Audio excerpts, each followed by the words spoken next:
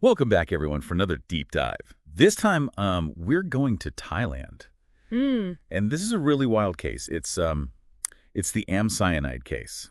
So the media gave it that name because the main suspect is this woman, Sarat Rangsiwuthaporn, and she allegedly used cyanide to poison people. Yeah, it's a Mhm. it's definitely one of those cases that makes you think twice about, well, anyone really. I mean, we talk about serial killers a lot, but this case is really unique. I mean, first of all, the method that was allegedly used, but then also because if she is found guilty of all this, Sarat would be the first female serial killer in Thailand. Right, and it all came to light in April 2023. But what's so crazy is that the alleged crimes go back almost a decade, like way back to 2015. It all started with this woman, Siraporn Kanwong.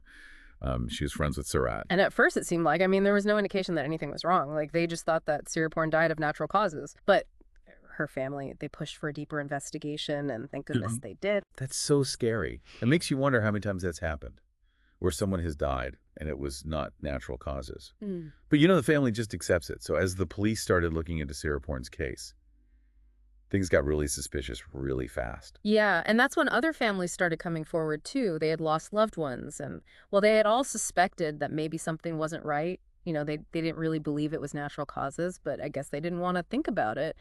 And they all had connections to Sarah. So all of a sudden it was like, wow, there is a pattern here. Yeah, and the alleged weapon was cyanide.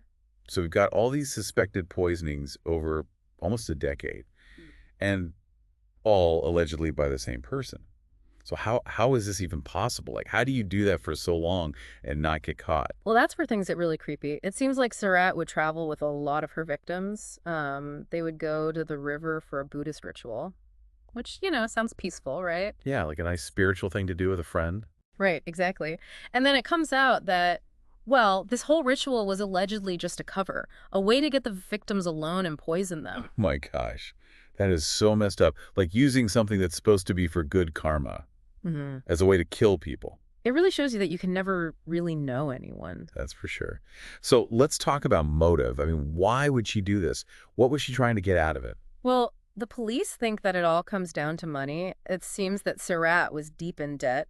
Apparently, she had a pretty serious gambling problem, online gambling. Oh, wow. So I guess she owed money to all these people. Yeah, and it seems like, I mean, the victims were all people that she knew personally, friends and acquaintances, like people she could easily borrow money from.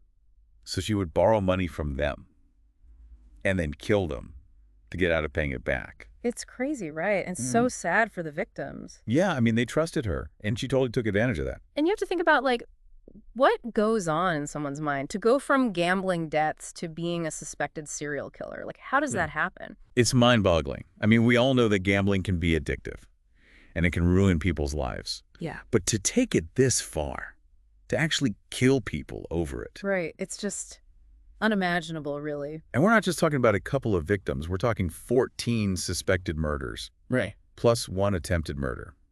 Luckily, that person survived. It really makes you wonder how many more there might be that we just don't know about. And this whole thing has been going on for years. I mean, the police have been investigating Sarah since 2015, connecting her to all these different deaths. That's some serious detective work It must have been like trying to solve a giant puzzle, with, like, missing pieces. and the pieces are spread out over a decade. Yeah, exactly. So where do things stand now with the case? Well, the first trial just wrapped up, and that was for the murder of Siraporn Kanwong, and the verdict was guilty. Wow. So at least Siraporn's family is getting some justice. Yeah, they were so relieved. So what kind of evidence did they have against Sarah? Well, they found cyanide in Siraporn's body, so that proved how she died. And they also showed that some of Siraporn's belongings were missing, like her phone and some money. And they were able to trace those back to Sarah. So they were able to connect her to both the murder weapon, Yeah. and she had a reason to want Siraporn dead. Exactly. Was there anything else that helped convict her? Yeah, a lot of people who were there when Siraporn collapsed, they said that Sarah was acting really strange. Like, she didn't seem to care at all that her friend was dying. And she didn't even try to help. That's so cold. Right. It definitely made her look suspicious. It really shows you that sometimes. The most incriminating evidence is how someone acts or doesn't act. Yeah, for sure. But this is just the beginning, right? Oh, yeah, this is far from over. Sarah is still facing 13 more trials, one for each of the other suspected murders. It's just unbelievable. 13 more trials. It's hard to even fathom the amount of pain that all these families have Yeah. gone through. Yeah, it's really a tragedy. And this whole It's case, just so big. it's captured the attention of everyone in Thailand And really the whole world. because it forces us to confront, like, the dark side of human nature. Yeah, and I think that's why we're so fascinated by it. So what are we going to talk about next? Well, next we can get into, what makes this case so unique and how it compares to some other famous cases, both in Thailand and around the world. That sounds good. All right, well, we'll be right back after a quick break. I mean, it's like something out of a movie, but it's real life. And to think that she could be Thailand's first female serial killer, it's just so disturbing. I mean, why are these kinds of cases so rare among women? Well, that's a really good question. And, criminologists have been trying to figure that out for years. There are a lot of theories out there. Some people think it has to do with biology, like men are just naturally more aggressive. But then others think it's more about society and how women are raised. They're taught to be more nurturing and caring and less violent. Yeah, that makes sense. And historically, when women do commit crimes, they tend to use methods that are less violent, like poison. Which is exactly what Sarah allegedly did. Right, and that's what makes this case so interesting. It kind of challenges our assumptions about female criminals. And it makes it even more terrifying because it seems so calculated, like she really thought this all out. Yeah, and the fact that it went on for so long and that there were so many victims, it's just mind-blowing. It's definitely one of the most shocking cases I've ever heard of. Yeah, and it's definitely up there with some of the most famous cases, not just in Thailand, but around the world. Right, like Charles Sobrage, the serpent. He terrorized Southeast Asia in the 70s. Oh, yeah, he was a scary guy. And he used poison, too, to kill tourists. It's crazy to think that something like that could happen again. And there are a lot of similarities between the two cases. Yeah, I mean, both Sobrage and Sarat, they were both really good at manipulating people. Yeah. And they were both able to evade capture for a long time. And they both seem to have a total disregard for human life. Yeah, it's chilling. And Sarat's case. It also reminds me of some of the famous female poisoners from history. Oh, yeah, like who? Well, like Bill Gunnis. She was this woman in the U.S. back in the early 1900s. She would marry these guys and then kill them with arsenic to collect their life insurance money. Oh, wow. And then there was Amy Archer Gilligan. She ran this nursing home, and she would poison her patients, also with arsenic. So they were both using poison to make money. Exactly. Wow. It's like some things never change. It's really scary to think about that someone could be so evil. It makes you wonder what goes on in people's minds. Like, what makes someone decide to do something like that? That's the million-dollar question, isn't it? And unfortunately, I don't think we'll ever have a good answer. Yeah. I mean, we can speculate all day, but we'll never really know for sure. Well, this has been a really fascinating discussion. It's definitely a case that would stay with me for a while. But it's also really disturbing. I mean, 14 suspected murders. It's hard to even wrap my head around that. Yeah, it's just a tragedy all around. So what else can we talk about with this case? Well, next I think we should talk about what we can learn from this and how we can prevent something like this from happening again. Okay, that sounds good. I mean, it's easy to just focus on the crazy details.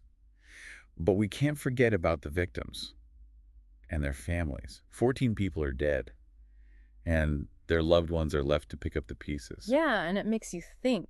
Like, what can we do to stop something like this from happening again? Right. Like, are there warning signs we should be looking for? I think one thing that really stands out in this case is the gambling addiction. Yeah, I mean, we all know that gambling can be a problem, but we usually think of it as a victimless crime. But this case shows us that it's not. It can have devastating consequences, not just for the gambler, but for everyone around them. Yeah, exactly. So what can we do about it? Well, first of all, we need to recognize that gambling addiction is a real disease. It's not just a weakness or a lack of willpower. Right. It's a serious mental health issue. And it needs to be treated as such. So we need to make sure that people who are struggling with gambling addiction can get the help they need. Yeah, and that means making treatment more accessible and affordable.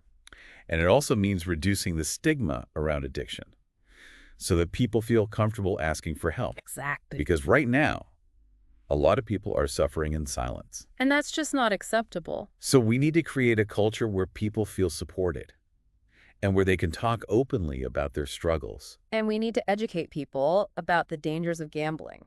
Especially online gambling. Yeah, because it's so easy to get caught up in it. And it can quickly spiral out of control. So this case is a wake-up call for all of us, It shows us that we need to take gambling addiction seriously. and that we need to do more to help those who are struggling. It's a tragedy that this had to happen, but hopefully we can learn from it and prevent something like this from happening again. Well, I think that's a good place to wrap things up. This has been a really intense deep dive, and it's definitely given us a lot to think about. Yeah, I mean, it's scary to think that someone could be so manipulative and cruel. But it's also important to remember that there are good people out there Mm. who are working to make the world a better place. And that there is always hope. So thank you for joining us on this journey, and we'll see you next time for another deep dive.